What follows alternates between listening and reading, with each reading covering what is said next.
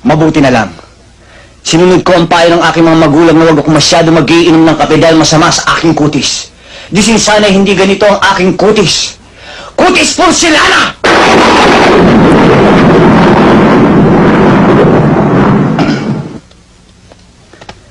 At sa katawan, pag ito ang nakita ni Don Solueta, tiyak mamamatay! Si Richard Gomez sa inggit!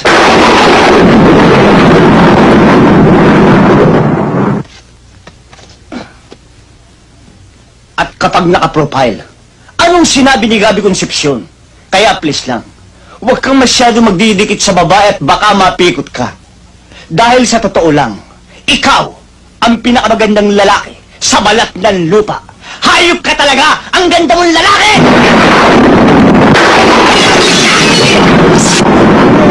Sa mga kasalanan ko, sa mga kasinungalingan ko, nagbibiro lang naman ako eh. Kayo naman, hindi na kayo mabiro eh.